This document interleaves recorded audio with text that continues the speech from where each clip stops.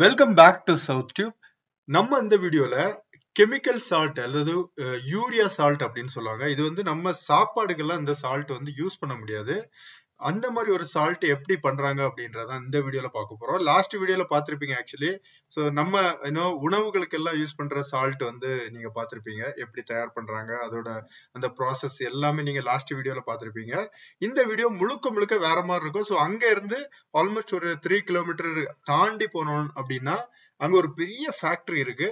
அதுக்கு பக்கத்துல தான் இந்த மாதிரி அந்த கெமிக்கலுக்கு நம்ம ரசாயன உரங்கள் எல்லாம் தயார் பண்றாங்க இல்லையா. சோ அதுக்கு அந்த சால்ட் எப்படி வந்து பண்றாங்க அப்படின்ற இடத்த தான் நம்ம இந்த வீடியோல பார்க்க போனோம். ஆக்சுவலி நிஜமா அதுவும் ஒரு எக்ஸைட்டிங்கா இருந்தது. நிறைய விஷயங்கள் அங்க வேலை பாக்குறவங்கள்ட்ட கேட்டோம். அவங்க ஒவ்வொரு விஷயமும் சொன்ன போது சால்ட் தண்ணியில கரையாது அப்படின்றது வந்து அப்பதான் நமக்கே தெரிஞ்சது. நிஜமா அது ஒரு பெரிய ஷாக்கிங்கான ஒரு விஷயமா இருந்தது. ஏன்னா நார்மலா நம்ம சாப்பிட்ற சால்ட் எல்லாம் பாத்தீங்கன்னா அந்த மழை டைம் எல்லாம் வரும்போது கரைஞ்சு போயிடும். ஆக்சுவலி அந்த தண்ணி படும்போது கரைஞ்சு போயிடும். ஸோ இந்த சால்ட் வந்து அந்த மாதிரி நார்மலா கரையாது அப்படின்ற மாதிரி சொன்னாங்க. ஸோ இந்த ப்ராசஸும் வந்து ஆல்மோஸ்ட் ப்ராசஸ் வைஸ் சேமா தான் இருக்கும்.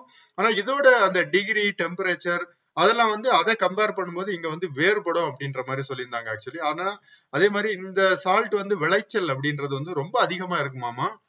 அதோட தண்ணியோட கலரு குவாலிட்டி எல்லாமே வேற மாதிரி தான் இருந்தது. ஆக்சுவலி அதை பார்க்கும்போதே வேற மாதிரி ஒரு ஃபீல்ல தான் இருந்தது. ஸோ இந்த விவசாய நிலங்கள், இந்த இடம், இந்த சால்ட் உற்பத்தி ஆகிற இடம் எல்லாமே பார்த்தோன்னா ஆல்மோஸ்ட் அந்த ஃபேக்டரிக்கு சொந்தமானது, இல்லது அவங்க இந்த இடத்த வாடகை குத்தகைக்கு எடுத்து பண்ற மாதிரி அந்த மாதிரி தான். நம்ம மேல நிறைய பேர் இங்க வேலை பாக்குறவங்க அந்த ஃபேக்டரியோட எம்ப்ளாயிஸ் அப்படின்ற மாதிரியும் சொன்னாங்க நிறைய பேர். பட் நிறைய பேர் நார்மல் லேபர்ஸும் பண்றாங்களாமா. ஸோ அந்த மாதிரி ஒரு லெவல் தான் இது.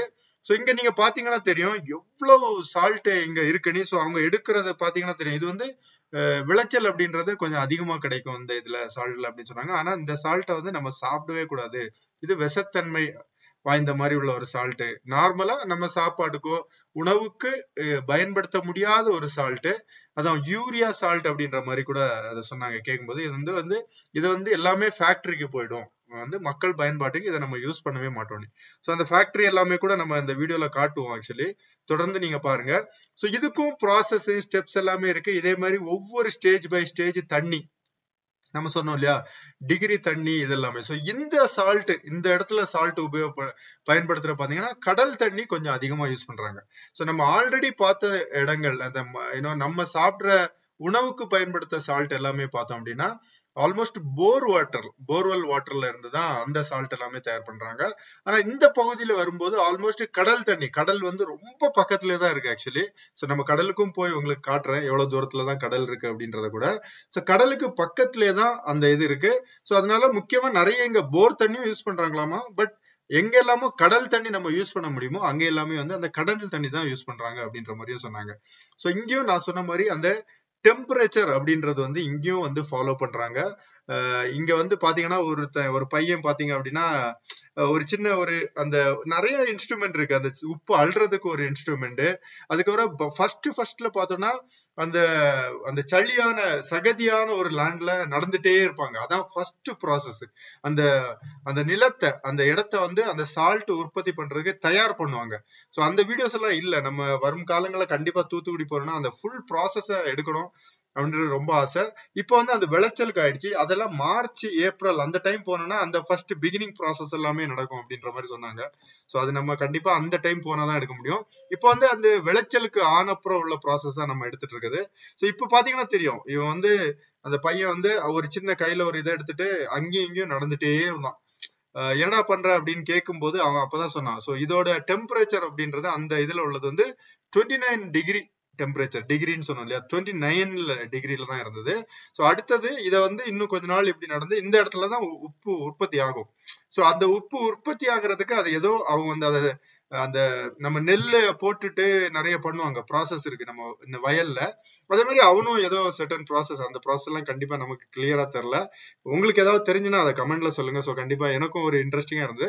பட் நம்ம வந்து டெம்பரேச்சர் கேட்டப்போ அவன் சொன்னா வந்து இது வந்து 29 டிகிரி டெம்பரேச்சர். ஸோ இந்த இடத்துல அந்த உப்பு விளையிற அந்த இடம். ஸோ அல்லாம வந்து வேற வேற இடங்கள்ல பாத்தி அப்படின்னு சொல்லுவாங்க, அந்த இடத்துல தண்ணி தேக்கி வச்சு வச்சு வச்சு வர்றது. சோ இங்க ஓரளவு நம்ம சுத்தி பார்த்துட்டு அடுத்த இடத்த கடந்து நம்ம போனோம் ஆக்சுவலி. சோ அடுத்த இடத்துக்கு போலாம் அப்படின்னு சொல்லிட்டு. சோ நிஜமா இதுவும் வந்து வேற மாதிரி ஒரு எக்ஸ்பீரியன்ஸ். சால்ட்ல 2 டைப் இப்படி எல்லாம் உற்பத்தி ஆகும் அப்படின்றது எவ்வளவு பேருக்கு தெரியும் அப்படின்றது கண்டிப்பா அதையும் கமெண்ட்ல சொல்லுங்க. ஏன்னா நானே ஃபர்ஸ்ட் டைம் அங்க போனப்பதான் இந்த மாதிரி விஷயங்கள் எல்லாம் இருக்குது எனக்கே தெரிய வந்துச்சு. அதுக்கு முன்னாடி நமக்கும் தெரியல பெருசா. உண்மையை சொல்லணும்னா அதான் உண்மை.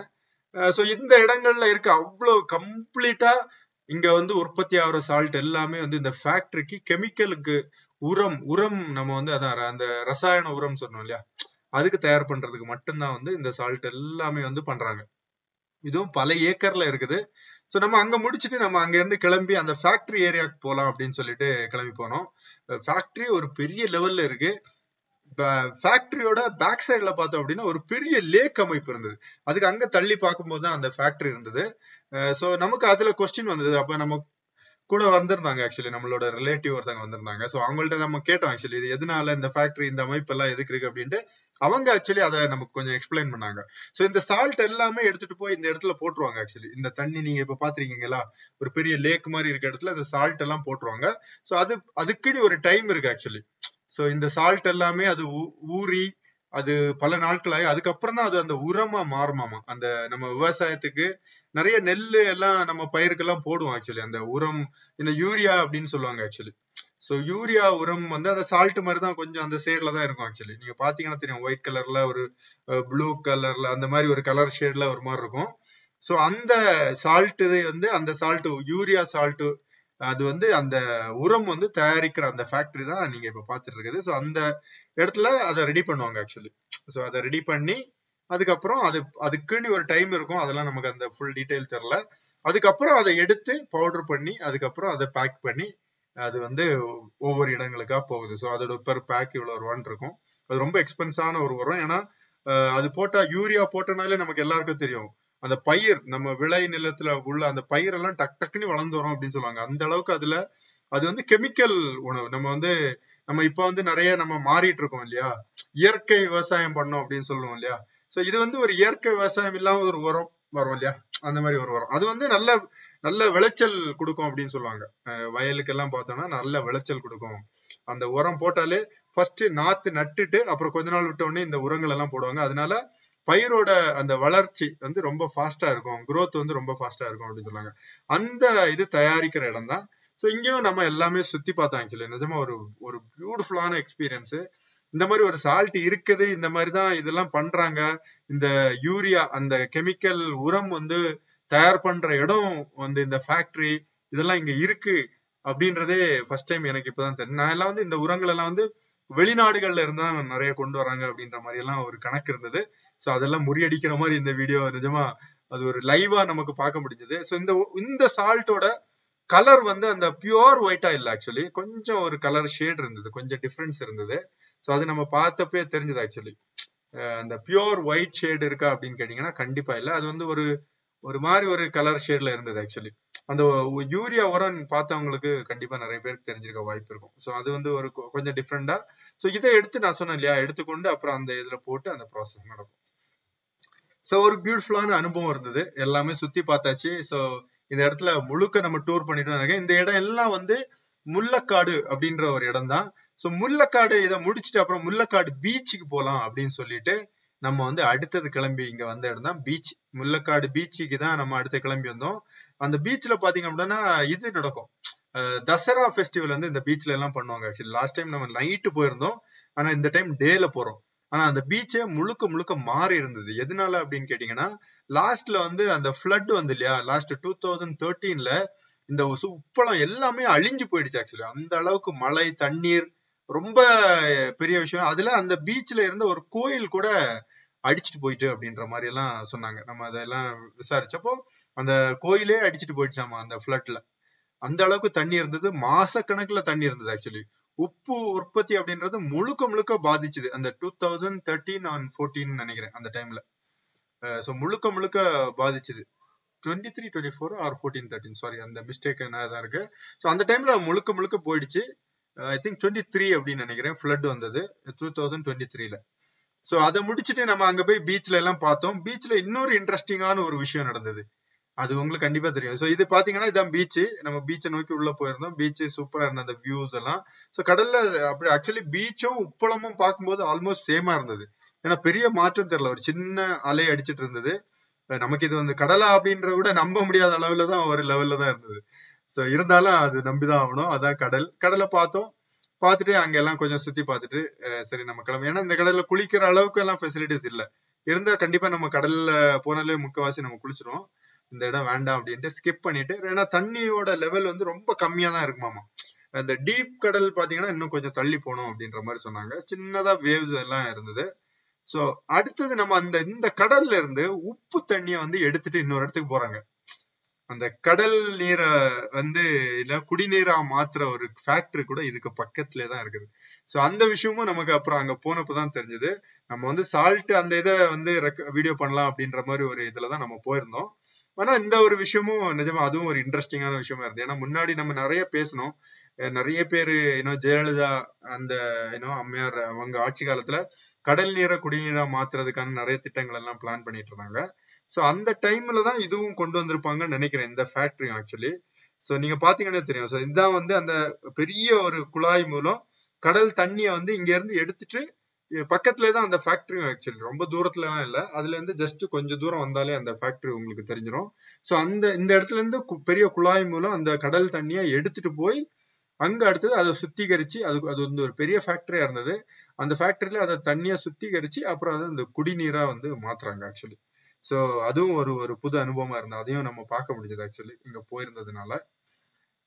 சோ இங்க இருந்து நம்ம அடுத்தது கிளம்பிட்டோம். சோ பீச் எல்லாம் பார்த்துட்டு இந்த விஷயமும் நமக்கு தெரிஞ்சது. சோ அதையும் பார்த்துட்டு இங்க போற பாதையில ரைட் சைட்ல பாத்தீங்கன்னா அந்த ஃபேக்டரி அப்படின்றது இருக்கும். ஒரு பிரைவேட் ஃபேக்டரின்னு தான் நினைக்கிறேன், தெரியல பிரைவேட்டா கவர்மெண்ட் அப்படின்றது நம்ம பெருசா விசாரிக்கல. சோ அதை பார்த்துட்டு நம்ம அங்க இருந்து கிளம்பிட்டோம். கிளம்பி வரும்போது இன்னொரு இன்ட்ரெஸ்டிங்கான விஷயம் நமக்கு கிடைச்சது ஆக்சுவலி, ஸ்பாட் பண்ணோம். அதையும் நம்ம லாஸ்ட்ல வீடியோல ஆக்சுவலி காட்ட போறோம். தூத்துக்குடி, கண்டிப்பா நிறைய பேர் தூத்துக்குடியில உள்ளவங்க எல்லாம் அந்த வீடியோ பாப்பீங்கன்னு நினைக்கிறேன். உங்களுக்கு கண்டிப்பா நிறைய விஷயங்கள் நான் சொன்னதை தாண்டி நிறைய விஷயங்கள் தெரிஞ்சிருக்கும். அதை பத்தி ஏதாவது தெரிஞ்சா கண்டிப்பா அதை கமெண்ட்ல சொல்லுங்க. ஏன்னா சால்ட் மேனுஃபேக்சரிங் ஆர் அது வந்து விவசாயம், அந்த விவசாயம் பண்றது வந்து எளிமையான விஷயம் கிடையாது. ஆனா அதுல நிறைய விஷயங்கள் இருக்கலாம், நிறைய ஸ்டெப்ஸ் இருக்கலாம். எந்த டிகிரியில எந்த மாதிரி தண்ணிய வந்து மாற்றுவாங்க, எந்த இடத்துல இருந்து ஒரு இடத்துல இருந்து அதோட ஸ்டேஜ் என்ன, அந்த மாதிரி எல்லாம் நிறைய விஷயங்கள் உங்களுக்கு நம்மளோட நிறைய தெரிஞ்சிருக்கும். சோ அந்த மாதிரி விஷயங்கள் தெரிஞ்சா கண்டிப்பா சொல்லுங்க. சோ அங்க இருந்து நம்ம அடுத்தது கிளம்பிட்டோம். கிளம்பி அடுத்தது அடுத்தது ஆன் த வேல போகும்போது லெஃப்ட் சைட்ல நிஜமா ஒரு இன்ட்ரெஸ்டிங்கான விஷயம், நிறைய உப்பு வந்து கூட்டி கூட்டி வச்சிருந்தாங்க ஆக்சுவலி. சரி அங்க உள்ள ஃபீல்டுல அந்த அந்த நிலத்துல போய், விவசாய நிலத்துல போய் பார்க்கலாம் அப்படின்னு சொல்லிட்டு நம்ம உள்ள போனோம். என்ன மாதிரி அதை கூட்டி வச்சிருக்காங்கன்ட்டு அப்பயே தெரிஞ்சது. அதோட கலர் ஷேட் அப்படின்றது மாற்றங்கள் இருந்ததை நம்ம அதுல பார்க்க முடிஞ்சது. அந்த நம்ம சாப்பிடுறதுக்கு உருவாக்குற உப்புக்கும் இந்த உப்புக்கும் மாற்றங்கள் அப்பயே தெரிஞ்சது ஆக்சுவலி. அந்த கலரு ஒரு வேற லெவல் மாற்றங்கள் இருந்தது. ஆனா இதுல இன்ட்ரெஸ்டிங்கா ஒண்ணு வந்து, அந்த கலர் உப்பை வந்து எடுத்து இங்க போட்டிருந்தாங்க. ஒரு சின்ன நிறைய கூட்டமா இருந்தது. அந்த உப்பு எல்லாம் வந்து மழை தண்ணியில கரையாம அப்படியே இருந்தது. ஒரு பாறை அளவுல ஒரு ஸ்ட்ராங்கா இருந்தது ஆக்சுவலி. அப்ப உப்பு வந்து இவ்வளவு ஸ்ட்ராங்கா இருக்கும் அப்படின்றது நமக்கு அப்பதான் முத தெரிஞ்சு. ஏன்னா இதுக்கு முன்னாடி எல்லாம் நம்ம பார்த்திருப்போம், உப்பு அப்படின்னாலே தண்ணியில போட்ட உடனே கரைஞ்சு போயிடும் அப்படின்றது நமக்கு எல்லாருக்கும் தெரியும். எந்த உப்பா இருந்தாலும் நம்ம பார்த்த அளவுல உள்ள உப்பு வந்து நம்ம சமையல்ல யூஸ் பண்றதா இருக்கட்டும், தண்ணியில யூஸ் பண்றதா இருக்கட்டும், எதுக்கு வேணாலும் அது பூரா வெயில்ல நீங்க உப்பு வச்சாலே உருகி போயிடும். நமக்கு அது எல்லாமே நமக்கு தெரியும். ஆனா இந்த உப்பு பாத்தீங்கன்னா நீங்க பாருங்க எவ்வளவு கல்லு மாதிரி இருந்தது ஆக்சுவலி. அந்த ஒரு கல்லு உடைச்சி போட்டா எப்படி இருக்குமோ அந்த அளவு ஸ்ட்ராங்கா இருந்தது. சோ உப்பெல்லாம் இப்படி ஆகும் அப்படின்றது பார்த்தப்பதான் இதே மாதிரி மலையா கூட்டமா நிறைய வச்சிருந்தாங்க. அதெல்லாம் யூஸே இல்லாத உப்பு அப்படின்ற மாதிரி சொன்னாங்க. இது மழை வந்தாலும் கரையாது, இப்படியே தான் இருக்கும் அப்படின்னு சொன்னாங்க. அதை கேட்கும்போது நிஜமா கொஞ்சம் இன்ட்ரெஸ்டிங்கா தான் இருந்தது. சோ இந்த மாதிரி விஷயங்கள் எல்லாம் உங்களுக்கும் புதுமையா இருக்கும் அப்படின்னு நான் நினைக்கிறேன், எனக்கு தெரிஞ்ச அளவுல. சோ கண்டிப்பா இந்த வீடியோ ஒரு பயனுள்ள வீடியோவா, ஒரு இன்ட்ரெஸ்டிங்கான வீடியோவா இருந்திருக்கும்னு நினைக்கிறேன். லாஸ்ட் வீடியோ சால்ட் அந்த பார்க்கலன்னா கண்டிப்பா போய் பாருங்க அதையும். சோ முழுக்க நம்ம இந்த ஏரியால கவர் பண்ணி எல்லா இன்ஃபர்மேஷனும், சால்ட் எப்படி உருவாகுறது, அது எப்படி எதுக்கு பயன்படுத்துறாங்க, அந்த டிஃப்ரெண்ட் டைப் ஆஃப் சால்ட், இந்த கெமிக்கல் சால்ட்னா என்ன, அப்புறம் வந்து நம்ம உணவுக்கு பயன்படுத்துற சால்ட், இத மாதிரி எல்லா விஷயமும் நம்ம பார்த்தோம். சோ இந்த வீடியோ வந்து உங்களுக்கு கண்டிப்பா பயனுள்ளதா இருந்திருக்கும், ஒரு இன்ட்ரெஸ்டிங்கான விளாகா இருந்திருக்கும்னு நான் நினைக்கிறேன். சோ உங்களுக்கு நான் ஆல்ரெடி சொன்ன மாதிரி தெரிஞ்ச விஷயங்கள், தூத்துக்குடி சைடுல உள்ளவங்க நிறைய பேர் நீங்க பாப்பீங்க, உங்களுக்கு தெரிஞ்ச விஷயங்களை கண்டிப்பா கமெண்ட்ல சொல்ல மிஸ் பண்ணாதீங்க. அந்த இன்ஃபர்மேஷன் வந்து நிறைய பேருக்கு அது தேவைப்படலாம், இல்ல எனக்குமே ஒரு எக்ஸைட்டிங்கான ஒரு விஷயமா இருக்க போகுது அதெல்லாம். சோ தொடர்ந்து பாருங்க, நிறைய பேர் உழைக்கிறாங்க. 50,000க்கும் அதிகமான லேபர்ஸ் இதுல வந்து பயன்படுத்துறாங்க. பெரிய விஷயம், நிறைய பேருக்கு வேலை வாய்ப்பு ஒரு பெரிய லெவல்ல இதை பண்றாங்க அப்படின் போது சந்தோஷமா இருந்து இன்னொரு வீடியோ பேர்ல சந்திப்போம். Till then, thank you. Bye.